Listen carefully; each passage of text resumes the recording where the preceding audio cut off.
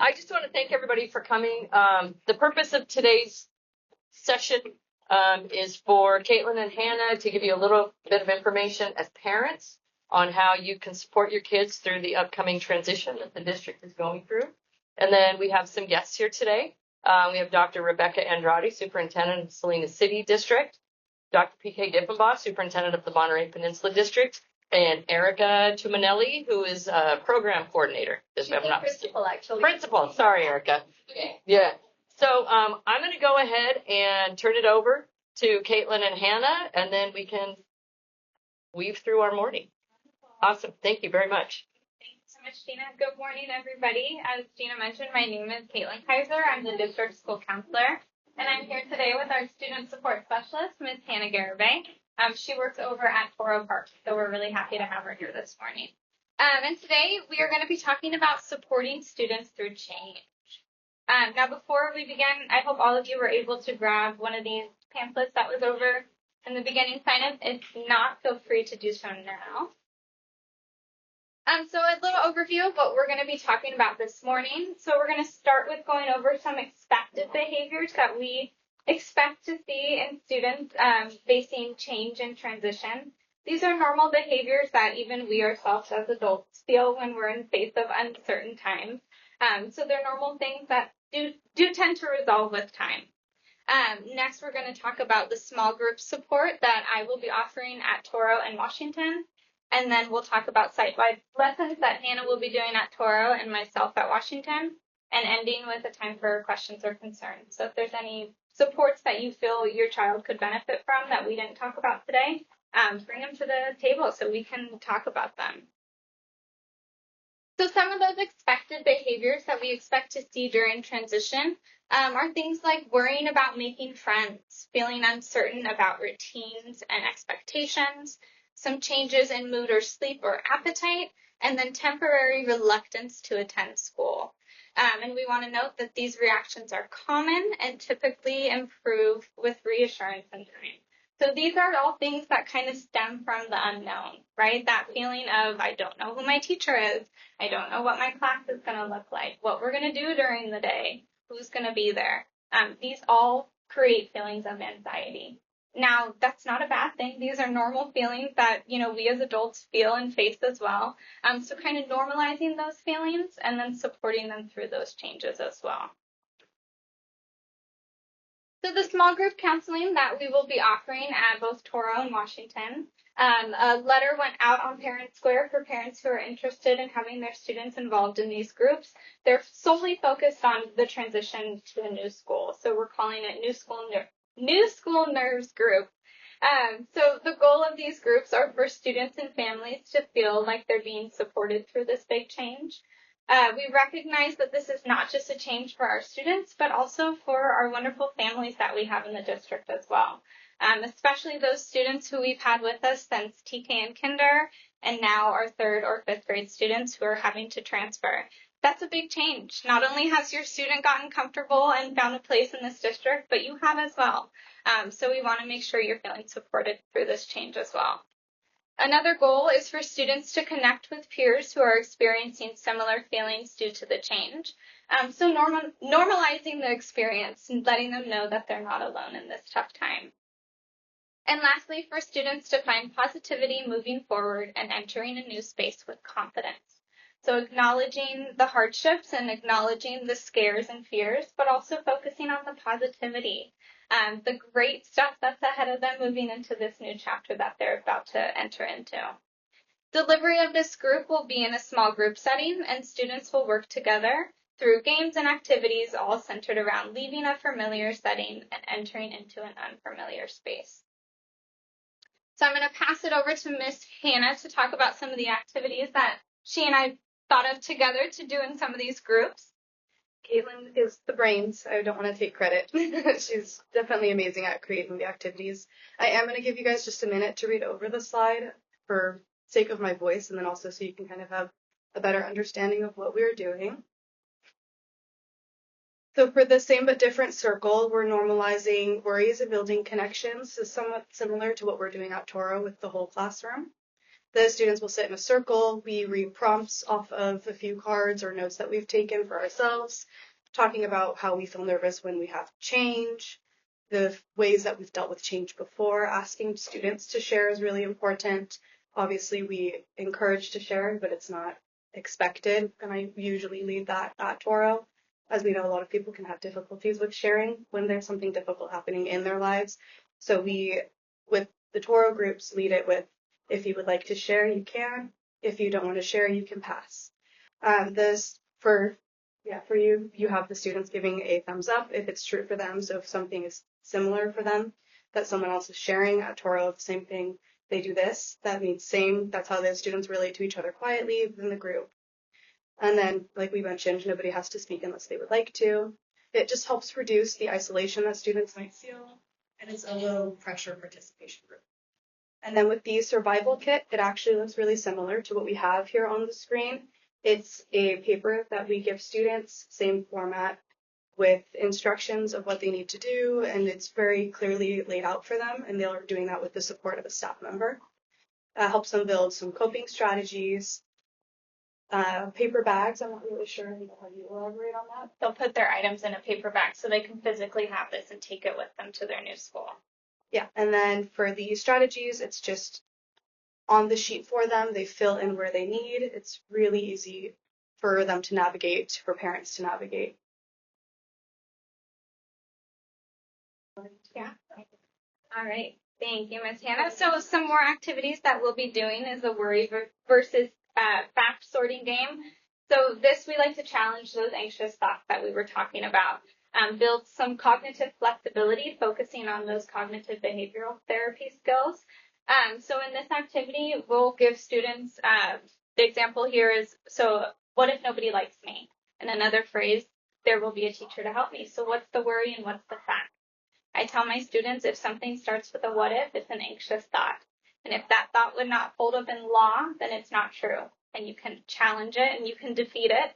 I always tell my students, you are stronger than your brain. Your brain is a small thing in your body. So take power, take that control back over. And that's exactly what this activity focuses on doing.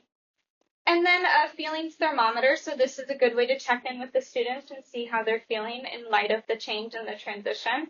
So they'll draw a thermometer on a piece of paper where the temperature gauges would be. You have calm, a little worried, very worried, and they'll kind of color in where they're feeling. We'll talk about those coping skills that Ms. Hannah mentioned earlier and how they can apply these to lowering their thermometer. So building that emotional awareness and encouraging self-advocacy. And a few more to discuss before we move forward. So for the, continuing on the same idea of the small groups activities, the brave thoughts, it's to replace anxious self-talk. We're actually doing that currently at Toro. We've been practicing with, it's a company called Kimochis. It means feelings in Japanese. So we talk to the students, whole group. We express that everyone has worries and how we can change that thought from a worry to a positive thought. We talk about how that helps them to try new things, helps your body and your brain feel calm. And we also explain that everyone has these anxious thoughts. As adults, I think we all know that we experience them as well. So being there as an adult for the student and expressing that we also sometimes feel this way, and then just supporting them in that aspect. Same thing is what we're doing with their peers. So just talking about anxious thoughts and swapping them for brave thoughts. Draw your new school day to reduce fear of the unknown. It's like a to-do list for adults, right? So we're creating a plan of what they're doing, where they're going, what they might experience and things to expect. I know I do that for myself. I've actually talked to the students before I go to school myself, and I've talked to them about how adults do the same thing. Before I go to school, before I start, I like to know where my classes are going to be, maybe who my teachers are, if I have any friends in that class. So expressing that this is also normal for adults. It's healthy, changes happen, and they'll continue to.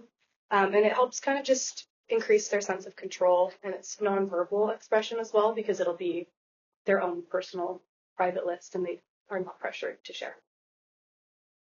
And then continuing on that, for the lessons at Toro Park School, I touched on a little bit. They're whole group lessons primarily. There are times that I have smaller groups of students just supporting them to kind of create friendships and bonds. My main goal currently with the character that I'm using from the Kimochi's curriculum is to talk about change and worry, and then friendship is another really big one that we're discussing right now. The structure of the lessons inside the classroom, which I will share on Parent Square, I'll share kind of an overview with everyone so that language can be applied at home. The structure of the lessons, I begin with breathing exercises, we go over our routine, it's very structured, and then they are introduced to a character. So right now we're doing Lovey Dove is her name, and that will be shared with everyone on Parent Square shortly. She is all about friendship. She's all about taking people under her wing. We're teaching students how to do that currently, and then when they are outside of school, because this is a skill that is not only for school and not only inside the classroom. And then the end of my lessons, typically it's very open for students to share. And the third graders have actually been really enjoying the lessons, and it gives them an opportunity to share a little bit in a different way than it would be in a classroom. It's open, it's flexible. The goal is that everyone is heard and listened to. And then I have the same idea for outside of the classroom during lunch groups, or if students just really need one-to-one support and Kaitlin is not there, I will step in. I want to clarify right now to make sure that everyone understands, though, I'm not a counselor. The support that I provide is much different from Miss Kaitlin. I do work with Miss Kaitlin, however, supporting our students. Thank you, Ms. Hannah. Wonderful lessons she's currently doing at Toro. We love the use of those kimochis. It's fantastic. So I'll talk a little bit about the lessons that I'll be doing for Washington Union and the topic of change. All fifth grade students will get a lesson on, or a lesson series rather, on the middle school transition. It's a really great lesson. It talks about all of, the popular concerns that you have entering into middle school, not just for being in a bigger campus with more classes and more to manage, but also how you're feeling yourself. You're changing a lot in this time. So it highlights on those points as well. Then once we get past the fears and concerns, we get a little more into the nuanced things like opening a locker. How do you do a locker combination? I know we use those for our PE classes here, and different campuses across our, county, they might have them for their stuff throughout the day. So it's important that they know how to use that skill as well. And then all students, so fourth and fifth grade students, will be receiving classroom lessons that are focused on change. So kind of piggybacking on Ms. Hannah's Lovey Dove lesson, I'm going to take qualities of that from her as well and really focus on building resilience with the students. So recognizing, yes, change is hard, but change is something we can all do, and we have the power to overcome. And really highlighting that positivity moving forward. Now, before we close, we want to end with some parent tips and resources for you all. So we really recommend that you schedule a tour with your student's new school. We have our wonderful guest superintendents and staff members here today. So this is your time to really connect with them if this is where your student is going next year. And then on top of that, allow your student to be a part of the back to school shopping process. I know, speaking for myself personally, this was always one of my favorite things to do at the beginning of the school year. You kind of get to enter into a new year with confidence. You have the coolest folder and the coolest binder, and it was always a super fun time. So let them be a part of that and encourage them to, really find something that makes them feel confident about starting this new school. Reach out to the school counselor, admin team, and or student body leadership team so that they can support your child throughout the school day. I know some schools offer a first day of school buddy system, so maybe ask if that's something that is available at the school your student is attending. And lastly, validate your child's feelings. Change is hard, and it's okay to focus on that there's going to be some negative feelings. That is normal, and that is okay. But normalize it, right? Maybe share your own personal experience with change and how you've overcome it and what that experience was like for you. Really let them know that this is something that happens throughout life, right? And it's all about how you face it with resilience and look forward to the positivity in the next chapter. Now, there are some resources here in addition to the ones that I have on the back of your paper here. So on the paper, just wanted to highlight, we have some books for our younger children. So The Whole Brain Child by Daniel Siegel and Tina Payne Bryson. The Kissing Hand by Audrey Penn. And First Day Jitters by Julie Dannenberg. So these really kind of normalize the new school nerves and, support that starting new school process. And then for our older students, we have the Child Mind Institute, which has wonderful articles on managing back to school anxiety, and then PBS Parents, which also has similar. Now, in addition to those, and this PowerPoint, Gina, I know we'll post it. Okay, so these links will be available for you guys to access. So our first one is from Calm Health. It's 9 tips for supporting children during the back to school process. And then Children's Health tips for transitioning to a new school. The Kids Mental Health Foundation back to school resources. And lastly, helping your child to cope with school transitions. So these will all be posted and available for you guys to navigate. All right, well, now we open it up to you guys. Do you have any questions, any concerns, any questions for our wonderful guests?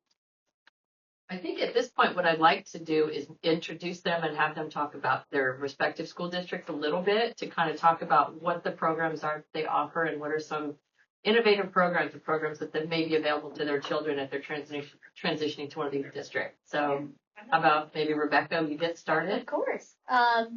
You did an amazing job, and I can tell that there's so much care and thought in everything that you're doing for the students that we all share in the community.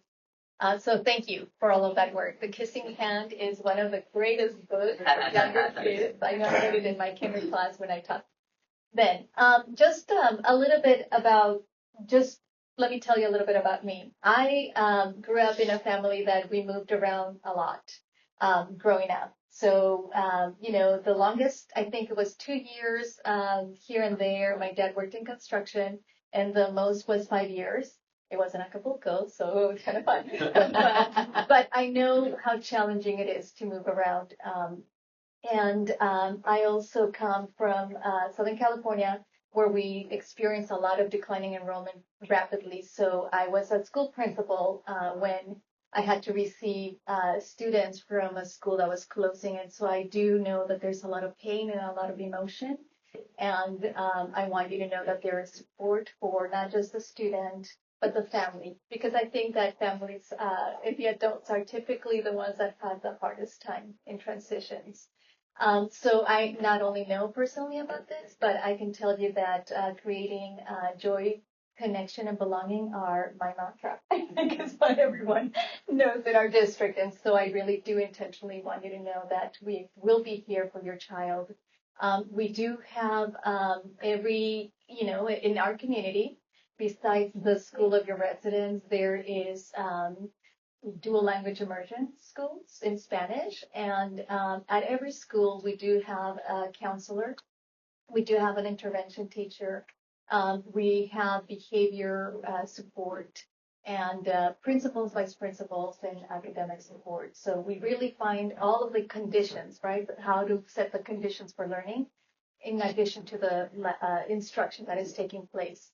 Now, this coming year, we're doing something very exciting for the first time in our district, which is really looking at our advanced learners. So I feel very fortunate that I was identified as an advanced learner when we moved here, and my trajectory in life changed. And I want to make sure that every single student has that access and that opportunity. So we are testing our students in 2nd grade and in 4th grade and ensuring that they get the necessary, not just enrichment, but the level of rigor and challenge that they may need in order to really stay engaged, because academic engagement is really what we want so that our kids can be lifelong learners. I have invited our principal, Tumminelli, to be here because she runs a very different school. And I could tell that sometimes for our families, for our that are moving through transitions, whether it's because they just arrived to our community or whether there's, challenges within home and they needed to be relocated, that program is a blended learning, and it's a very small and unique opportunity. So if it's okay, I'm going to let her speak about our STEAM Virtual Academy. Hi, I'm Erica Tumminelli. I'm the principal of the STEAM Academy in Salinas. I've been in the district 17 years as a teacher, new teacher coach, vice principal, and a principal for the past 5 years. My own children go to Salinas City Elementary School District, so I feel like I have a nice balance of I work there, but I'm also a parent there as well. So our school it's an independent study program. And so we have students, they log on every day at home. And they have a portion of their day where they're with the teacher that get provided direct teacher instruction. And then they have, because it's independent study, then they have a portion of the day when they're working on their assignments and projects independently. We also focus a lot on STEAM and project-based learning. And so we have a science lab on our campus. We're right off of Laurel, so kind of like by Costco. That's where our campus is. And so students can come on campus.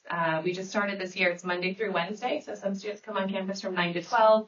They get direct teacher instruction and for an hour, and then they do something in our science lab. So this month is all about sewing. So they're learning to sew. So last week they made like little cat toys, like cat plushies for their cats and dogs. And then we have like a cardboard cutter and laser printer. So each month is a different like focus from our science lab. And then Tuesday afternoons, all the upper grades come on campus if they want. We tell the parents anything in person is optional. They don't have to. So some students go to everything in person, some go to nothing. It just depends what works for their families. And then Wednesday afternoons from 12 to 2 is when our kinder through third graders come on campus. And they either have direct instruction from their teacher or they have our science lab. We do field trips, we have interventions, like Dr. Andrade was talking about, individualizing and really supporting the students. A lot of our parents, they started with us because of COVID, but then they've kind of stayed with us because they realized that their child was maybe getting bored in their classroom or they just needed that extra like push and they weren't getting that. I can sometimes feel that as a parent as well. Sometimes I'm like, oh if your child's above grade level, you want them to continue to get that push and that extra support, or if they, need that additional support for intervention, maybe they weren't receiving it because the teacher has 30 kids in their classroom and it's hard to juggle and balance all the students. So our 3 I's are innovative, inclusive, and individualized. So we really work with the teachers on, okay, you're teaching a 4th grade class, but you need to individualize the instruction for the students in your class. So we talk a lot about the 3 different types of maybe groups of your students. So the students that are below grade level, at grade level, and then above. And so what are you doing for those students? So we might have 3 4th graders in the class, but the teacher's teaching different assignments or activities or lessons for those students based on where they are academically. Yeah, and so because that's a very different school, there is a process. So if let's say that you belong to Roosevelt Elementary as their school of residence, but you wanted to be in the STEAM Academy, that you would be able to actually apply and be able to enter that. So it's not by your residential area. It's just anyone that wants to be. It's more by interest and also for the parent choice. One thing that I did forget to mention is that we do have telehealth. So no excuses. So if the child is not feeling well, with parent consent, a doctor can, come into the virtual space, have a conversation with the student at the health office, and then they can determine whether they stay or if they need more support. Then they'll, talk to the parent and then let them know what might be the medical care that they may also need. And that also is not just for medical, but also for social and emotional. So the mental supports is not just for students, but also for the entire family. I think that's pretty much it. I'll leave it open to questions after, Yeah, sure. Good morning. My name is P.K. Diffenbaugh, Superintendent, Monterey Peninsula Unified School District. Thanks for the opportunity. This is my 12th year in MQSD, and I'm very proud of our district and our progress. We serve students from 6 months old all the way to adult school. So we have a full range of students. We have 3 preschools, 7 TK8s, 7 TK6s, 3 TK8s, one of which is a dual language immersion school. We have 2 traditional middle schools, 3 traditional high schools, and alternative high school as well. Some of our core values is we really believe in academic excellence, but we also believe that in a whole child approach towards education. So while we stress and are focused on academics, We also have access to music and the arts. Each elementary school has a full-time music teacher. We have after-school drama programs at all of our schools. We have a mental health professional at each of our campuses. We focus on social emotional learning through positive behavior interventions and supports. We have access to field trips, accelerated learning specialists for kind of small group tutoring.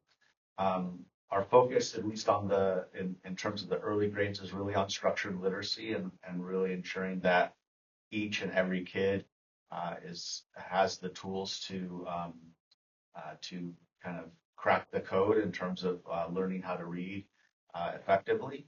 And then as you go up, our high schools have lots of different unique opportunities, whether it's the International Baccalaureate program at Monterey High School or dual enrollment courses where our students can earn an AA degree and a high school diploma at the same time and enter their college as a junior, which many of our kids do, or just take a few MPC courses while in high school and earn credit. It's a great opportunity.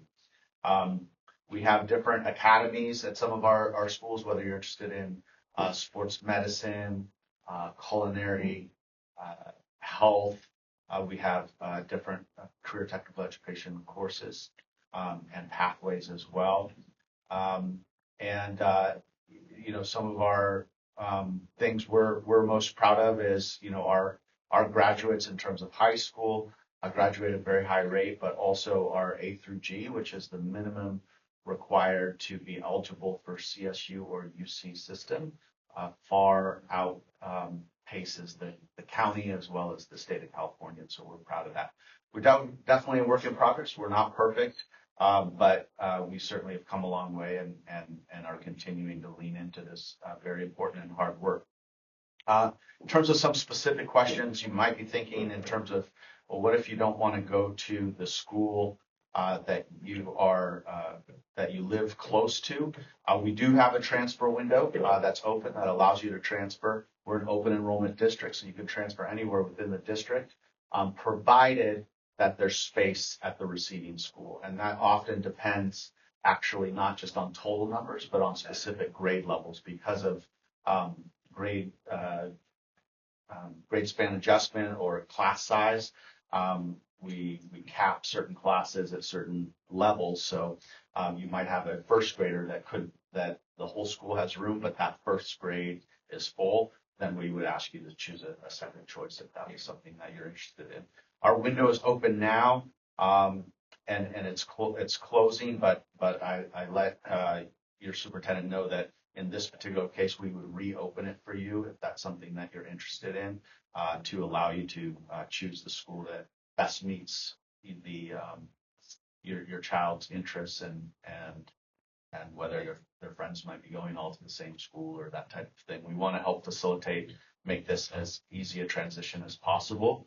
I will say we do have Marshall Elementary and La Mesa TK8 are two predominantly military schools.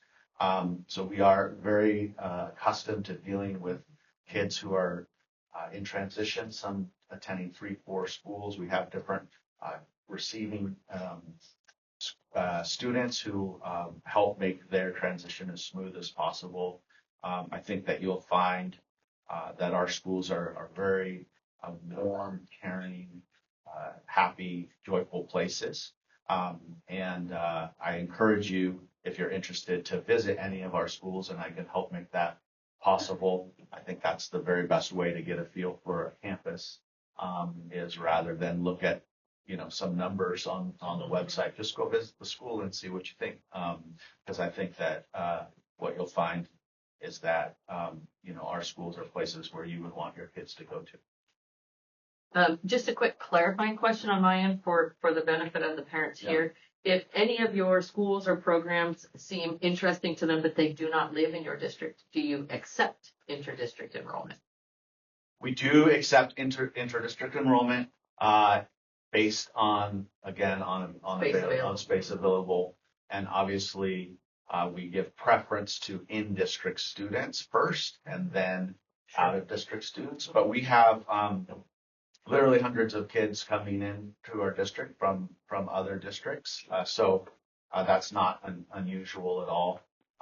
It would just mean that we would need to ensure that there's space available. Absolutely. Thank you. Okay.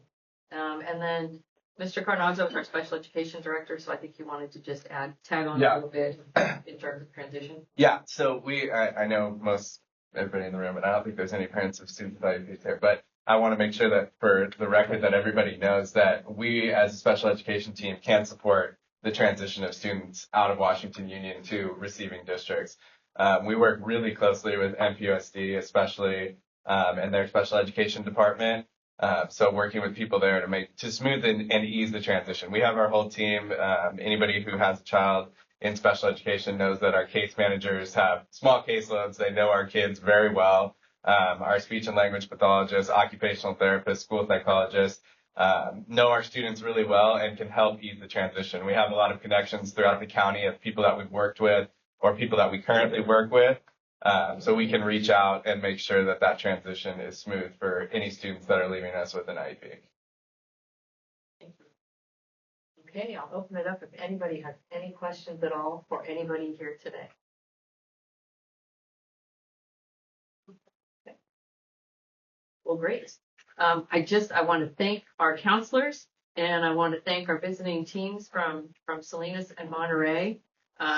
Everything that you saw here today is being recorded. It will be posted online. We'll post Ms. Kaitlin's slides and Ms. Hannah's slides. And so if there's any follow-up, please don't hesitate to reach out to myself, reach out to one of the principals, and we can pass along any questions. But I do want to thank you for your time today. I want to thank you for your participation. And if there's anything we can do for you or your families, please let us know. So thank you all. Appreciate it. Go visit the school. Yeah, Yeah. absolutely. Yeah. Okay.